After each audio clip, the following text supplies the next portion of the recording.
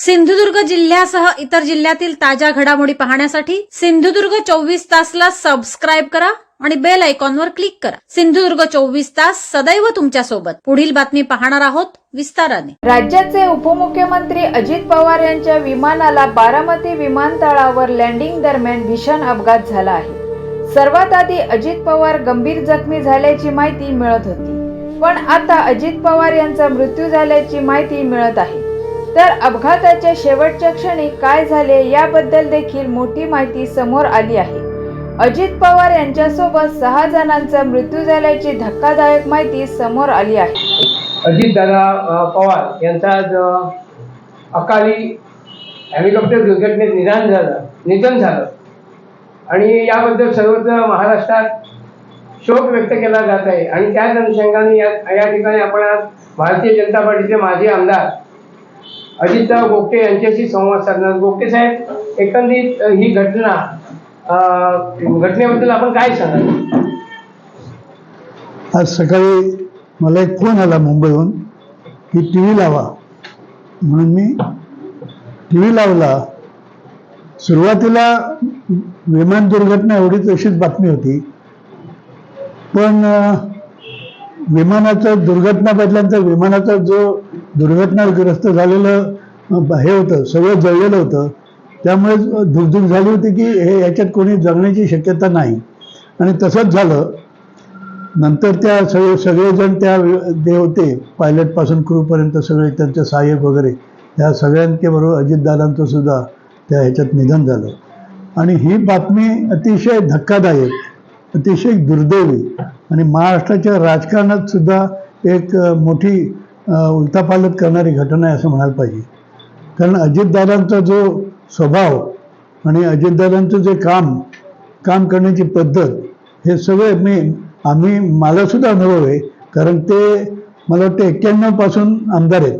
अजितदादा आमदार होते, नंतर मंत्री, मध्ये एकदा खासदार झाले, पण 91 मी 2004 ते 9 आमदार असल्यामुळे त्यांचं विधानसभेतलं मंत्रिपदाचं काम आणि त्यांचं एकंदर त्यांच्याशी जेव्हा गोष्टी व्हायच्या तेव्हाही त्यांचा अनुभव घेतलेला आहे। माझ्या आधी आप्पाने सुद्धा अनेक वेळा चांगले अनुभव त्यांच्याकडून, आप्पांच्या व्यक्तिमत्वावर सुद्धा सगळ्यांचा हा पगडा असायचा। पण आपल्या तालुक्याच्या दृष्टीने 1-2 गोष्टी मला आठवत आहेत की जेव्हा अन्नपूर्णा नळ योजना, पूरक नळ योजना आपल्या देवगड जामसिंड्यासाठी झाली आणि त्यामध्ये त्या नदीला पाणी अडवलं पाहिजे असा विषय झाला, पण तो तिथे गाळ भरपूर होता आणि तो गाळ काढल्याशिवाय तिथे बंधारा घालून किंवा पाणी अडवलं जात नव्हतं। ही गोष्ट जेव्हा लक्षात आली तर त्यावेळेचे जे जलसंपदा मंत्री होते अजितदादा पवार, त्यांच्याकडे आप्पा गेले। मग आप्पांबरोबर मला आठवतं ते आमचा जिल्ह्याचे कार्यकर्ते राजू राऊळ होते, आणखीन आमचे आप्पांचे स्वीय सहायक जयसिंग साटम, असे 4-5 जण आप्पांबरोबर गेले होते अजितदादांच्या केबिनमध्ये।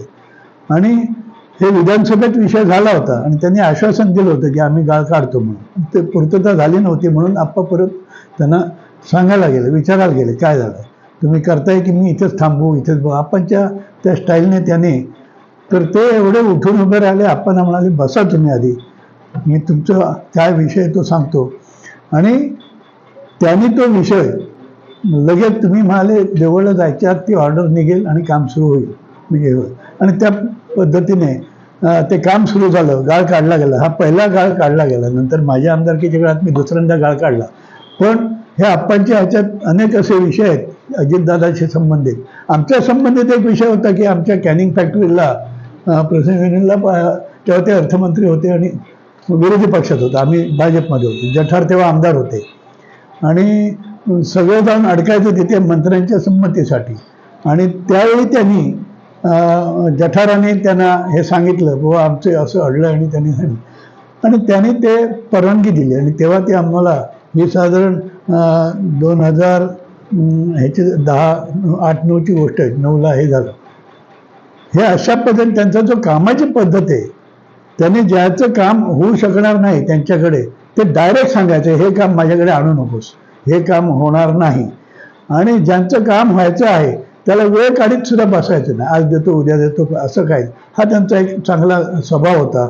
आणि त्यांचं स्पष्ट वक्तेपणामुळे सुद्धा ते अनेकांची त्यांची हे झाली होती. पण त्यांचा स्पष्ट वक्तेपणा हा निश्चितपणे ज्या कामाशी हा होता, निगडीत होता.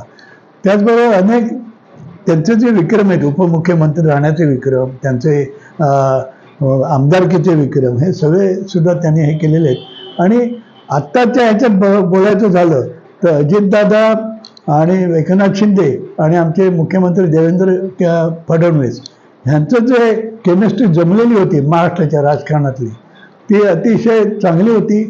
एक मोठा गट फुटून अजितदादा जेव्हा देवेंद्रजींना मिळाले तेव्हा त्यांच्यावर टीका झाली, पण त्यांनी विकासासाठी सांगितलं.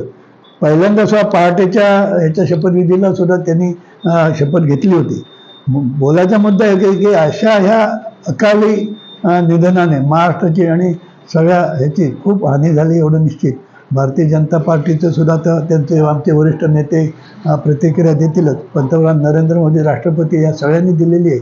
मला परत एकदा आठवण येते ती गोपीनाथ मुंडेंची. त्यांचं सुद्धा अशीच अपघाती निधन झालं होतं.